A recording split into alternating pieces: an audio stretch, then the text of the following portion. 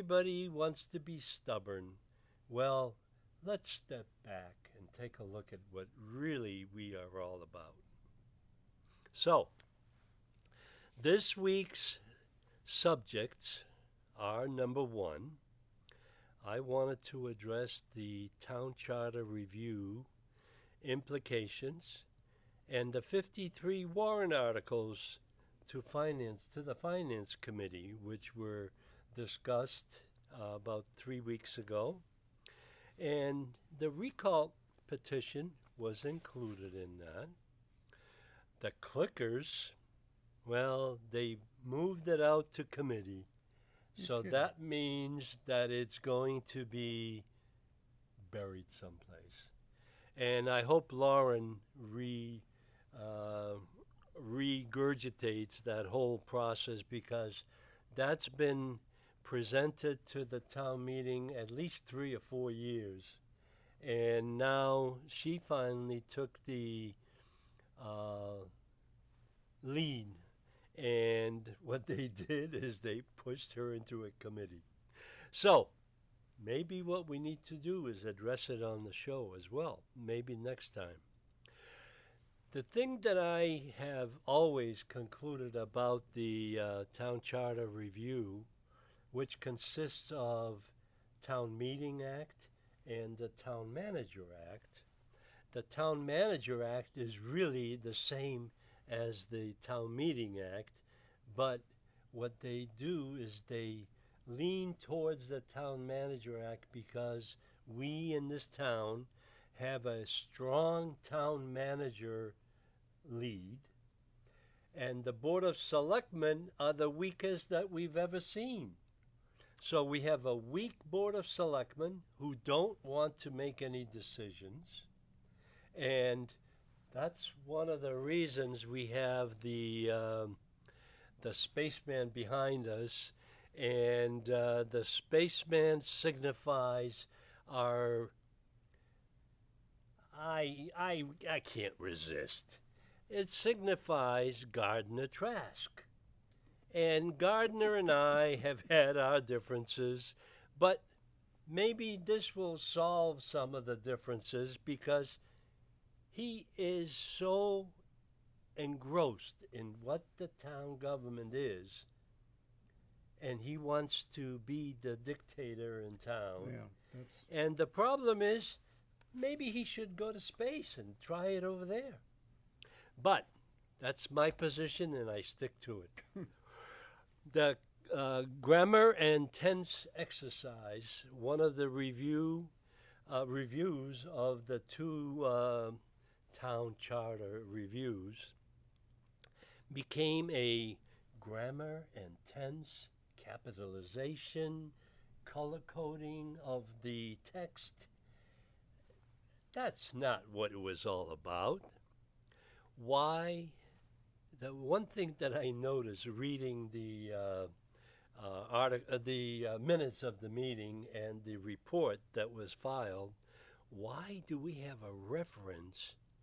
And this reference signifies to me that it's a woke statement. The reference says to him, her, and them. So I don't know what they meant by that, but it's still in there. I haven't seen it removed. What about the school system and the laws changed with the legislature in regard to how the town leadership deals with the school department? What we in this town consider the school department is totally independent, but they make us pay for it. So we need to resolve that, but that's not going to happen. Planning. Planning has developed to a point where it should really be elected or appointed by the select board, because the town manager currently appoints the planning board, and the planning board is really a agency or committee that really sets the tone of how this town is developed Absolutely.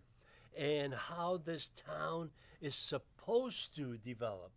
Now, they're not elected, Nope. and the town manager doesn't have any idea of where they're going. The problem is that we in the past, back in the 90s and 2000s, have shifted the zoning board of appeal responsibilities and given them to the planning board. Mm-hmm. And what happens now is the planning board has too much power Yes. to designate and develop the remainder of the postage stamps that we have in town to build on. We have seen them in action, and I know that they try very hard, but they are not elected and they cannot be removed except by the town manager. And the town manager is not elected. The town manager is not a mayor. So the thing is, our strong town manager act and the weak board of selectmen, really, it's run by the town manager, and she does not have the power that the selectmen have. Mm-hmm. So the selectmen have to step up and reflect the wishes of the residents. Planning has been given too much power, not representative of the voters. That's my whole point.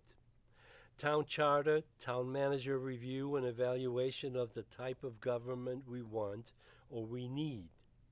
Official submittal was made in August of 2025, a year ago. Yeah. And it was supposed to be reported at the last annual town meeting. It didn't make it, but that's okay. They needed to take time. But I think they wasted an awful lot of time on the clerical errors that were in the document. Voters/residents were excluded from the process to input, and input from the residents was lacking. And that's what we went at the select board meeting on Tuesday. There was a real request from the residents, from the audience, to the Board of Selectmen that they have identified issues that should be clarified by the legal counsel and the town Board of Selectmen before they get voted on by the town meeting. Town meeting has been led by the recommendations from the Finance Committee. Finance Committee is not elected. They do not reflect the Board of Selectmen. They have a recommendation. In this town, the recommendation is very legitimate because they have, over the years, accumulated that responsibility. So the first motion on the town meeting floor is going to be the recommendation of the Finance Committee, which does not look like what the selectmen put in or the committee that reviewed the town charter put in. So, what we need to do, and I've been a proponent of the review for years. Finally, Mr. Bennett, when he was chairman, succumbed to the request, but the request was not fulfilled of what it should be. The town manager controls too many committee appointments, and that was never even discussed in this review.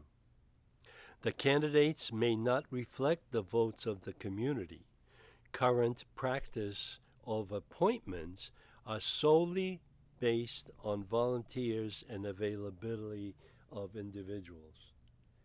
You need people that understand what the planning process is or the committee process is. They take on a responsibility. And you've been watching the committees, Oh, yeah. and the thing is that you need to understand why this is happening, and that was never addressed by the town charter review. No.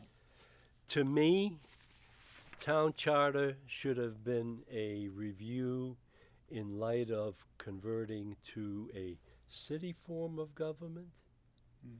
or a strong Board of Selectmen form of government, because they are the ones that you can throw the bums out if you don't like what they're doing.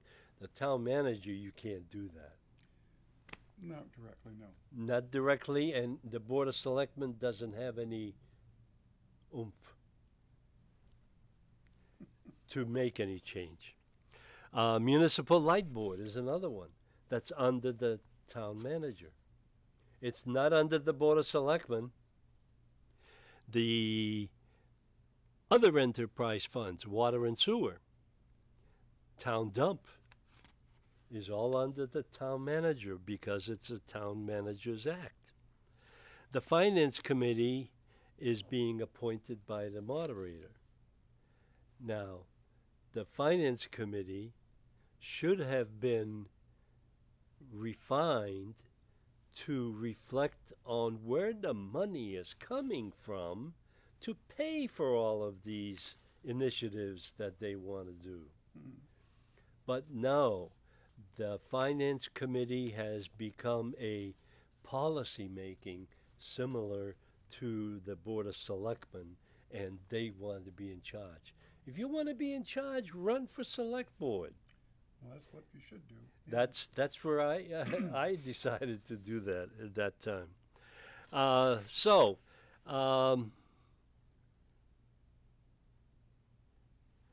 Okay, here's town accountant is another position that has been basically sidelined, and that's a town accountant is supposed to be the built-in watchdog of what's going on in the town, where the funds are being spent, and how they're being allocated.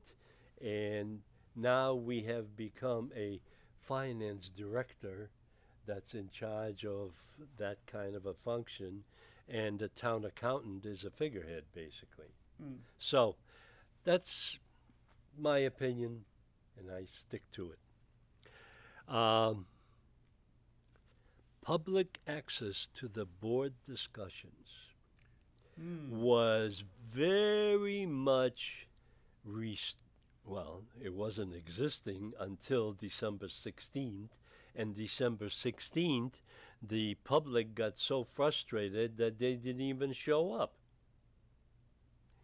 So the Board of Selectmen is at fault of not having the public be participants in their policy decisions that they wanted to make. And now the Finance Committee has made those decisions for them. So we need to change that. But it's my opinion, Mm-hmm. and I stick to it. Yes, what would Okay, you like? I just would like to point out that you've got a situation of mission creep and mission blurring going on in the administration of the town. Yep. And I don't know why the convention is that they hold elections for select board in May or that time period. You have the lowest turnout of people, so you have the lowest turnout of people making the most important decisions for the town. And it's no wonder everything is, like I said, mission creep and mission blurring. So there's a problem. Out of 24,000 registered voters in this town, maybe 1,500 votes on the town elections. Exactly. And you know what? This just proves the statement that has been made over the years that there's probably 200 to 300 townies or residents of the town that are interested in the government, and they run the government, basically. That's true. The one thing that I have always resisted is that the funding for the running of the Board of Selectmen or the campaigns are funded by business. That's the sad part. Well, I don't know about that. Well, Okay. I have a record of all the contributions for each and every one of the selectmen. Oh, interesting. So, If I may, just one more thing here, that what you're saying is true, okay, but, you made a comment about the townies. Yep. For the most part, the townies don't do that bad of a job. But, no, But, again, what you've got going on here is mission creep and mission blurring, which sounds pretty simple to say it. It's serious. You got a right. planning group that doesn't know how to plan. You got a select board that doesn't really want to select. I mean, you just got a collection of people who are just not doing their job. they're afraid of their own shadows. You could say that. So that's why we have a spaceman Mm. and we have a couple of turkeys, and I haven't named them yet. Mm. And by the end of the show, I think we'll identify the incumbent selectman and select board. But that's what we're talking about. So town meeting is happening on Monday, this coming Monday, Mm. which is February 9th, I think. I think it is, yeah. And that's at 7 p.m. I'll be there with my camera in the back of the room, and I'll capture every moment. You're I'm not coming to the airport meeting? No, Oh, no. We'll get to the airport in a minute. okay. Is it on this coming Monday Second too? Monday of the month. Well, see, there you go. That's the avoiding the issues, because now people in town are busy with the town meeting, and the airport didn't even have the consideration to schedule their meeting on another day. Well, Last month they scheduled it on a Thursday. yeah, they just pulled the date out of the hat on that one. They, by convention, have just arbitrarily picked second Monday of the month, so there was no prejudice or forethought on that. Well, there's always an indication of what the outcome can be. I'm not gonna be able to make it. Mm. I don't know if you're going. Oh, I go. Okay, so you're a commissioner, Mm-hmm. and we want to talk about that in a little while. Okay, we can. But in the meantime, what we have is a brief report on the Danvers Revolutionary Mural. That's what I call it. And the mural is the shooting at Hooper's Great House. Yes. And if, Greg, if we can put that mural up. Oh, there's the finished product when we completed, or the group that has completed the installation of the mural. And the furthest one on the left is the one that you made happen. Yes, I did. So why don't you go through it? Oh, I'd love to. Thank you for the lead in. All right, actually, it's the second from the left. And Oh, I'm sorry, you're yeah. right. what you're looking, there you go, thank you. What you're looking at here, at face value, is the end result of 16 months of hard work in terms of bringing this mural, which was painted during the Depression era, from being in dead storage and basically rotting away to being restored in a place of presence. To the historical people or historical circles out there, it's a very significant moment. It's also a very controversial moment in that by the Tapley family, this depicts the first shot fired in the American Revolutionary War. It was fired in Danvers, and it was fired many months before the ones in Lexington. By my research, August 24th, 1774. But in any event, I'm not going to bombard everybody with tidbits of That's trivia. going to be coming out as we go into the anniversary of Yes. the revolution. Yes. So here we are. This is a personal moment. And believe me, it took a lot more effort than I thought it would take. Also, outside of the physical labor of converting the arrangement of the paintings, just restoring that alone was, I think, around $43,000. So that's it in a nutshell. Well, in the respect for the contribution to the history of the Danvers Revolution. Mm. And you know what? There's been many comments that I've heard and I've read that Danvers was very revolutionary. Very revolutionary. And the thing is that we do not really comprehend that, but the revolution is still here. It is. And the thing is that you've brought back a mural that's been very well preserved after you went through the restoration. And now we have put that up in the town hall in the front wall going to the two stairways. Mm-hmm. That took an effort on it by itself. But what I want to do is, and I want to continue this discussion, but what I want to do is, dear Danvers community, thanks go out to the entire team that made this possible. Your contribution adds up to the success of all your efforts, so thank you for your support.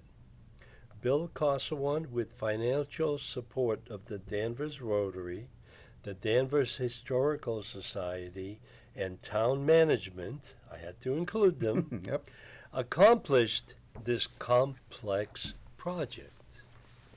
So, our Danvers Rotary Endowment trustees deserve thanks for funding this historic restoration and presentation of our history. Neil Waldman led the charge when the Rotary became aware of the historic significance of this mural through your efforts, Mm-hmm. and you've done the legwork to get it to the Rotary.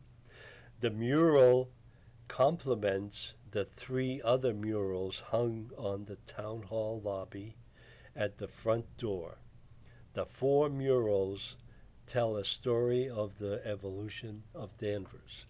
Now, if we go back to the 4 murals, you'll see that, Greg, if we can put that back up, the evolution is, I believe the first one here on the right is the shoe industry. Yes.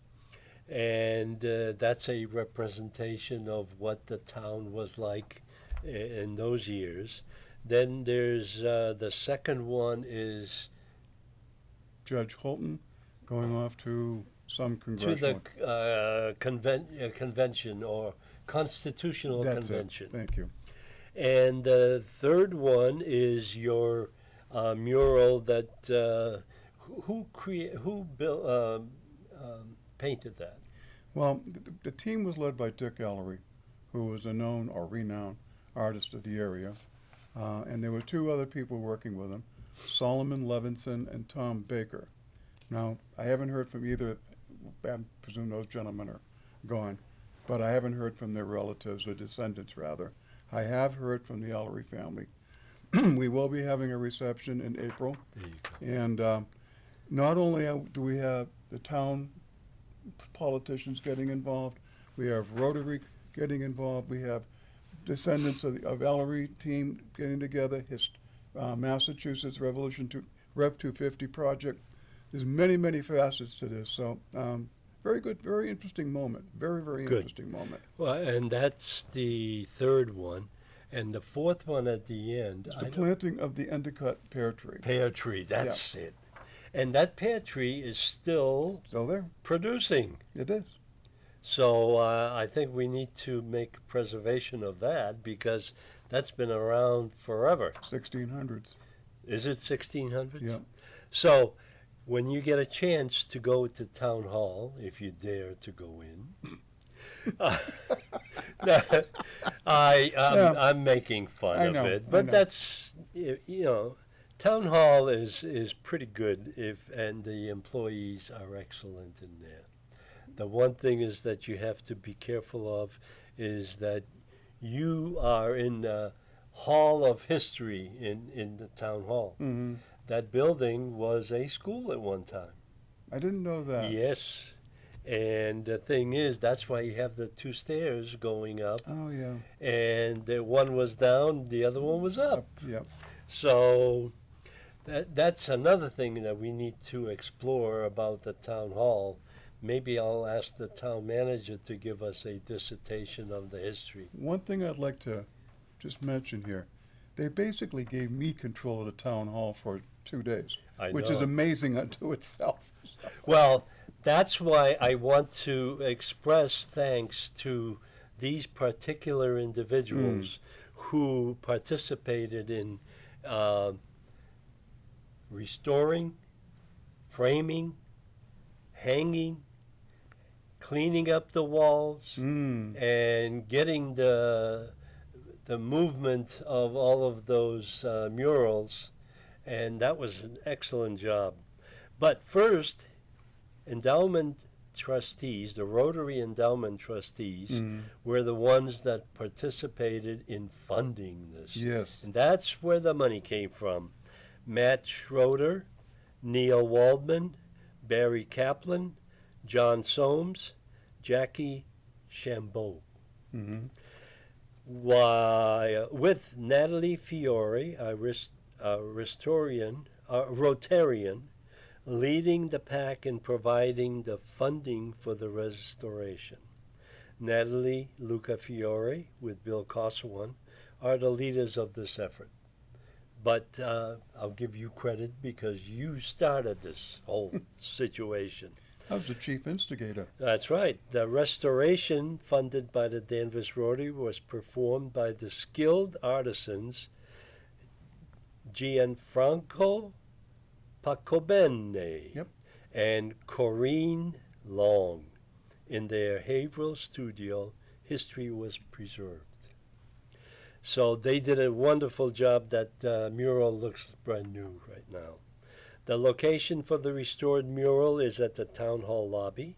With the assistance of Town Hall management and the town employees, the area was prepared for the hanging of the mural, and the DPW deserves special thanks for dedication to remove the 3 existing murals, make room for the 4th mural, and these were also located at the lobby as you saw in our presentation.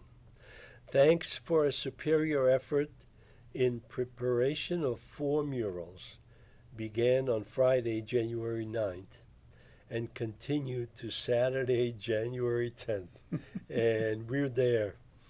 The entire process was completed at 5 p.m. on Saturday.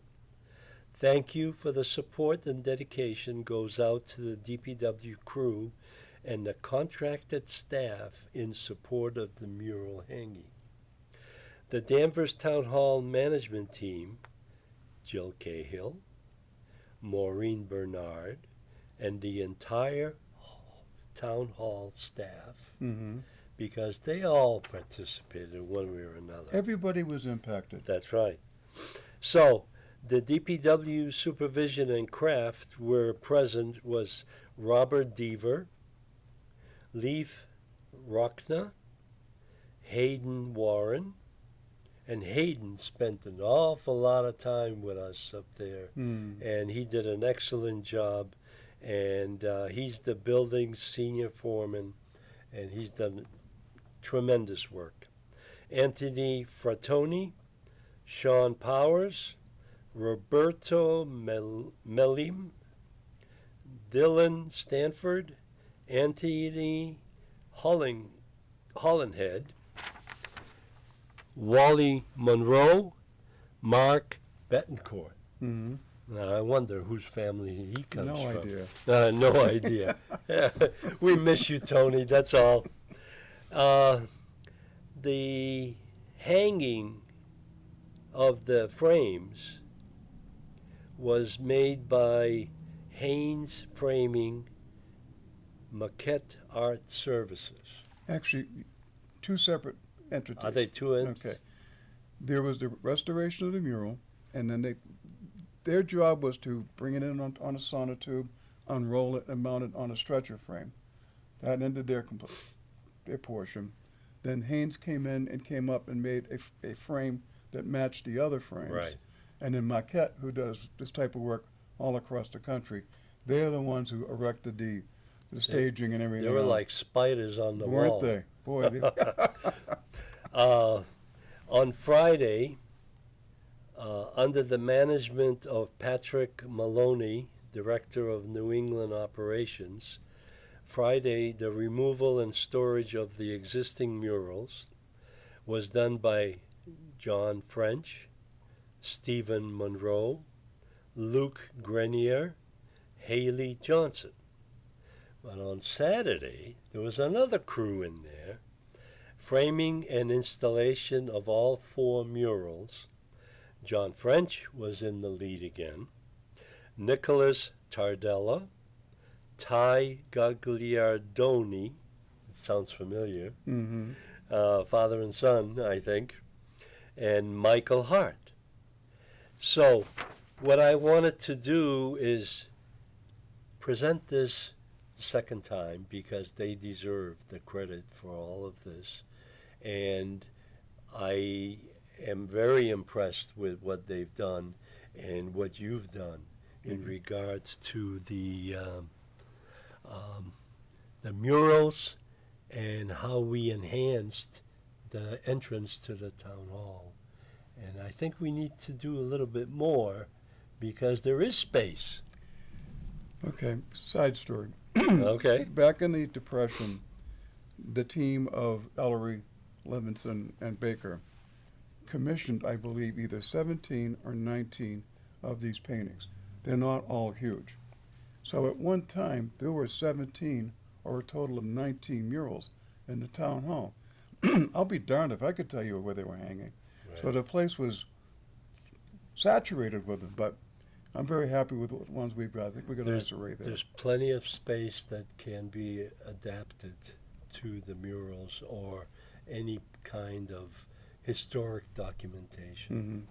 Mm-hmm. Because what I was told by Richard Trask is that they have in the archives the Constitution of the Massachusetts as the reprint or original, I think. So, excuse me once. Oh, I'm going to sneeze. Uh-oh. So that does the presentation, and you have all the information that you need. Mm-hmm. And we're going to continue with this on April 9th. April 9th. April 9th, everybody's invited, and I think we need to have the town manager do some advertising of this because it's an enhancement to the town hall. Well, as I said, it's on many levels, and I'm sure they'll get advertisement of a sort out there, but this was really a wonderful moment. And the one thing I'm particularly thankful of, thankfully, all these people shared in my vision. Right. Okay? Nobody was bucking the system. It was everybody jumped in there freely, and the attitude, the atmosphere with these people, we had a lot of fun that Friday and Saturday. We did. Otherwise, it could have been rather tentful. I know, but they did a great job They in did a doing great it. job. And DPW deserves all the credit for making it happen inside that hall. They sure did. Okay, so that's the end of that story. Let's move on to my fourth story. Mm-hmm. And the fourth story is going to be truncated today because it's all about the budget preparation. Budget preparation. Where are the buckets of money hidden for, savings accounts and high school building accounts? And I've requested those because there are, where are all of these savings accounts? And Rodney Conley has been requested to provide some of the basic information that I always look at every year. And one of them is, what is the free cash amount? Now, he hasn't provided it yet, but that free cash was certified back in July or August. So they're resistant right now, but that's okay. I'll wait. Underspend report. What I want to take a look at is every 6 months, Rodney provides a report to the board in regards to how the major headings of the budget are behaving, whether they're overrunning, underrunning, they're saving money, or they're spending more money. And that's the one I'm very interested in because that correlates to free cash. And free cash is a misnomer. It's available cash that's been saved. And what I want to find out is how much did the schools save this year? Every year they're down to the penny spent. I don't know how they do it. Yeah, that's a good one. That's right. Underspent report. The other report is that I don't know if you're used to it, but I have been used to the newspapers printing the 100 highest paid employees with their base salary, overtime, benefits, and all that. You can see where the management team, and now it seems like the school department is way up on top. So yeah. that's a investigation that's happening, and what I wanted to do is my favorite statement for the year in regards to budget preparation.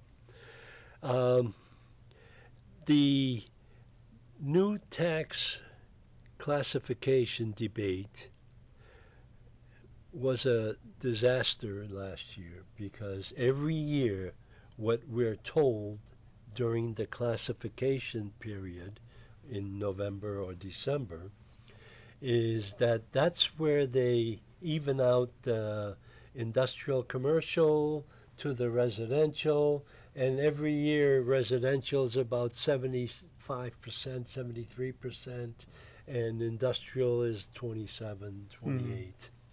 So at that time, it's too late to do anything about it because that's the amount of money that needs to be allocated. And all that does at that time, it shifts the burden from residential to industrial or vice versa. So what happens is every time I go in and ask the question, why can't we increase the commercial and industrial? And the thing is, I'm told that you can't increase the rate. It's just the balance that happens at that meeting, and everybody gets so uptight. But the thing is, now, during the budget preparation and reviews and the finance committee meetings and the town meeting is the time to make any adjustments to the budget so we can reduce the rate or the assessment. We max out the 2.5 increase every year. It's All right. always maximum.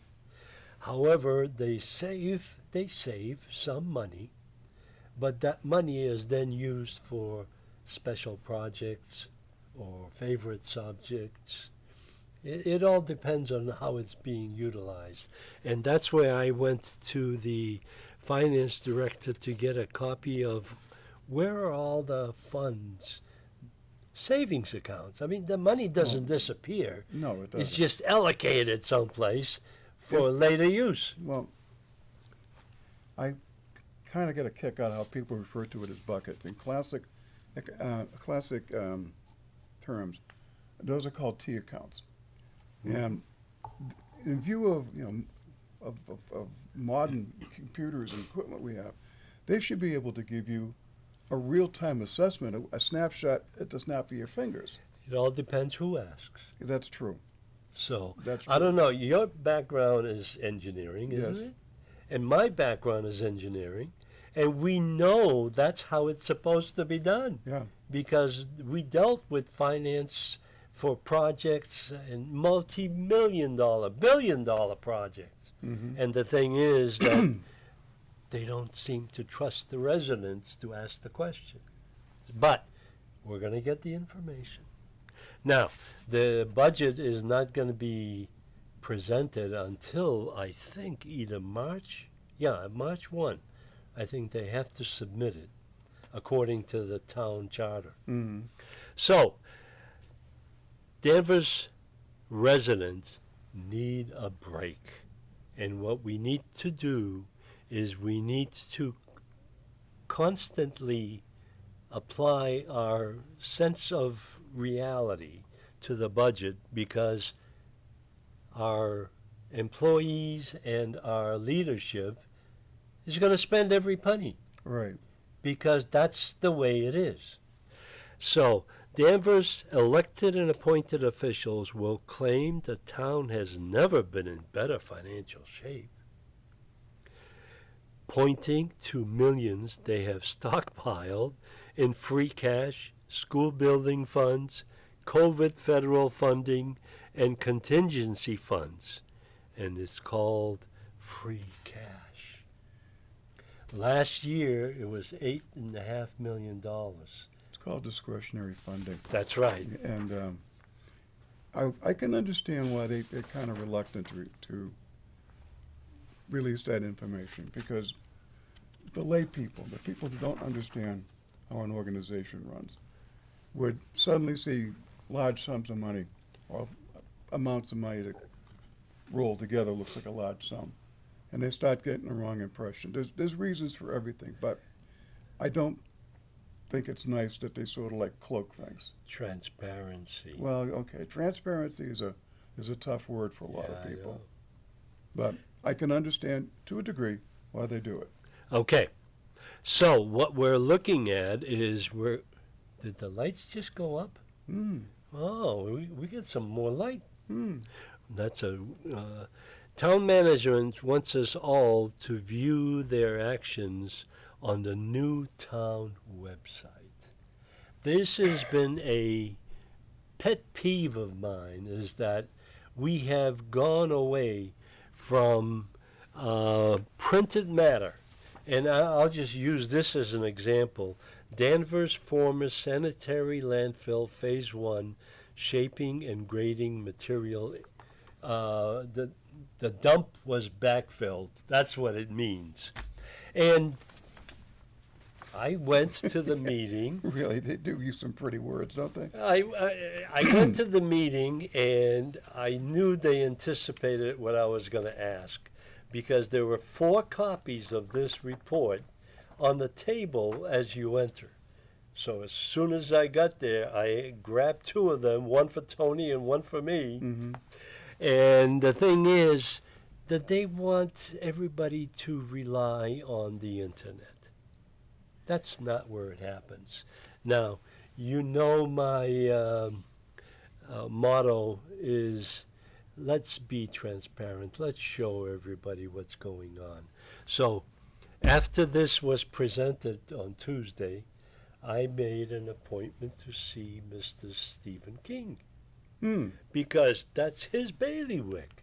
And what we discussed is not necessarily what this report was supposed to be, because one of the things that's missing is, why are we backfilling this dump? And the thing is that we're backfilling it to make money.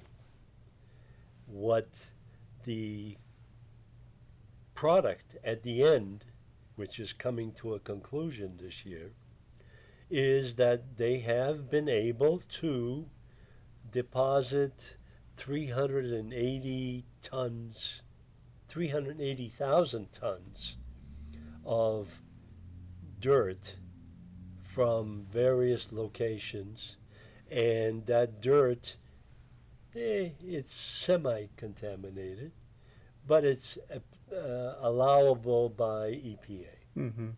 So, but the one thing that they did not stress, or they presented it, is that they made 6.25 or $6.5 million for the Treasury.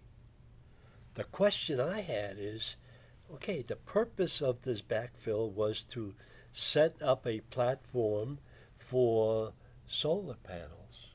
Right. And solar panels will generate power.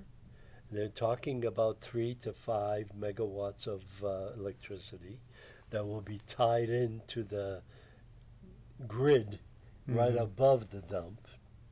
So they have a very good situation. But the thing is, they never talked about that.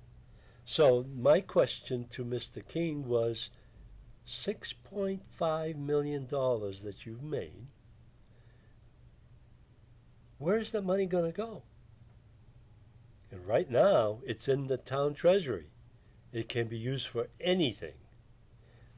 So how are we going to fund the solar panels and Good the question. generation of electricity? So, but those are the questions that I was not able to ask at the select board meeting because select board didn't want to hear anything. Well, it's a complex question which requires a complex answer. And there's only so much can be done in the allocated time. But there should be a better presentation of how this is all going to work out. And there isn't. There's no comprehensive method of Yes. showing everything. Okay, I am not going to go into any more detail on the budget because we're going to be talking about that for a long time in the next 2 months. Beverly Airport. Beverly Airport, our favorite subject, my favorite subject. And yours is too because you're one of the commissioners Yes, I from am. Danvers. Danvers Assessor's Office has been accepting filing for abatements. Now, the abatements are based on the impact of the jet traffic overhead that is running through, and I calculated it on the land map that we have, 67% of the town, because there's a cone coming off of that runway. And that cone goes all the way out to 95. That's where I'm located. And you're located on the other side of 95. So the jets go past that as well. No, kind of hard to miss them, you know. Oh, I know that. That's why. So we have filed, several residents have filed the application of abating our costs of our properties, specifically the land and the associated buildings, because you cannot enjoy the backyard, the garage, the deck in the back. I can't enjoy it with the jet coming over. And what we have received from Gabe, the manager of the airport, is a very detailed listing of flights that are the normal puddle jumpers and then the jets. So he was very cooperative in providing that information. What it turns out is that on certain, well, every year, it's at least 8 jet flights per day. So this is something that we need to look out for, and I'm going to be pursuing that further. But the abatement is based on proximity and the path of the runways that are coming out. We need abatements due to jetport overflights over our congested residential areas. And we do have a lot of congested areas. Need to encourage abatement process to attain attention of fraudulent taxation. Taxation without representation. Sounds like the revolution. Yeah, doesn't it? Select board is looking the other way. Now, I made this pitch as a public announcement, basically, at the last select board meeting. Mm-hmm. And all I got is a nod. And they have no idea Right. of what's going on. Right. But this is tapping into our real estate tax collections. To defend the select board, okay, Oh, you're going to defend the select board? to a degree, Okay. all right. Well, the turkeys are still here. Yeah, I noticed. First of all, aviation is a very complex subject, which is beyond the comprehension, I would say, the average person. Okay. You know, and other people are aware of the fact that above being one of the commissioners, I'm also a pilot. I fly in and out of there. Yeah. Okay. So, at core, I enjoy an airport, but what's gone up there is it's gone in a direction I don't think it was ever really meant to go. But that's my private thought. However, putting everything together, when you go before the select board, they only give it a very minor response. because- Cursory. Yeah, well, this is too much to try to grasp. And I'm not knocking them for it. It's just you'd really have to put a lot of hours of study into understanding what's going on there. And then there comes follow through. You see, the intent of this abatement process is to tap into the funds Right, that are being collected. Money speaks, and you know what walks. right. So, the information that was attached to the abatement application, and I have my application here, and I have very detailed information because what I found is that there are airports, and one of them is O'Hare, one of them is Logan, one of them are smaller airports, Hanscom is another one. Mm-hmm. And what has happened is that they have granted some abatements to the value of your property. Even in our own town, the assessor has granted one or maybe two now residences that are close by to the runways Mhm. on Old Burley Street. And also, he has been advised about the impact of the jet flights specifically because the next step is going to be they're going to increase the length of the runway, and that's going to allow larger, heavier jets to come through, and they're going to be flying over our airspace, over our residence. Well, this is what I meant by it's turned into something that I don't think it was meant to go. All right. This all goes back to the previous airport manager, was it a Bouillon? Okay. I'm not complaining about her perspective. She said, well, to her, Beverly Airport was a dead airport and could be developed. Well, she's the one who basically led this thing in that direction. She created it, and basically she got fired. And when that happened, they should have evaluated and reviewed, what are you setting into motion here? It's a very complex scenario, as you're well aware. That's right. And nobody did. Well, nobody's got the time to do that. That's the problem. Well, I think it needs to be done because I think we, as residents, are paying through the nose for our real estate taxes, and we are not getting the attention that we need because other communities have complained more than we have. We have been complaining about noise forever. And the thing is that the complaints are falling on deaf ears. And one of the things that I want to let the audience know is that we have filed a letter to the Transportation secretary in Washington, D.C. Mhm. regarding the impact of our little airport that should not have become any bigger or have more jets coming in and out. But it seems that even Washington is very quiet about addressing the issue. But I don't give up, you know that. No, and I credit you for that. Just bear in mind a couple of simple things here. All right. First of all, demand for air transportation has gone sky high. When you and I were younger, if you were going on a vacation, you wouldn't automatically think about going on an airplane. You might go by train, you might go by ship, car, bus, whatever.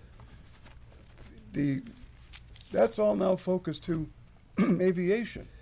And how do you stop that? How do you control that? But the thing is, you have committed to large commercial airports. Right. Large commercial airports are inundated with the small puddle jumpers and jets, business jets. And that's what's happening to Beverly. The business jets are multiplying every year. Right. So the amount of flights and the congestion that's happening is directly over our heads. And I pray to God that nothing ever happens, but one of these days something is going to happen to a jet and it's going to explode over our community. Well, let's just keep our fingers crossed and hope. That's for the best. right. Okay. But the thing is that the jets and the puddle jumpers are running above the high school every single time. Well, I know that. It's been like that for decades. Well, Okay. then let's convince the Beverly Airport Commission to be representative of the Danvers residents who coexist with the runways. All right. One thing I'll say, I give very high marks to Gabe Hannaford, who was I the do airport too. manager. He, in his own way, he responds with all the information you request and then some. Right. He went into finite detail last month. Absolutely unbelievable. I was amazed looking through it. So he's answering your questions, okay? And they have done their best to react to people, but there's only so much they can do because the greater world controls them. Well, they need to react to what the residents really need. All right. I've said it 1,000 times, Mark, and I'll say it one more time. You want to be seen, you got to show up at these meetings. You want to be heard, you got to speak up, okay? And you got to do it the right way. Last meeting, you weren't there, Tony wasn't there. All we had was people who just the same people who have Because businesses. the residents are getting frustrated to the point where nobody's listening to them. Well, then what? And they give you 3 minutes to speak about whatever you want, but it doesn't mean anything because during the meeting you have no input to any of their comments. And I've been shut down many times. Yeah, I've seen that personally. All right, so we're not going to solve the airport issue right now, but I want to address the budget next show, Mm-hmm. and I want to pursue the letter to Sean Duffy, the Secretary of Transportation, and with the distribution to all of the FAA and the local attorney generals and everything else. Maybe I'll have to send a letter out reminding them that I've sent it. So thank you very much for being today, Thank you for being having me. here, and have a cookie. I mean, we're sweet today. Thank you, Danvers, and we'll see you in 2 weeks.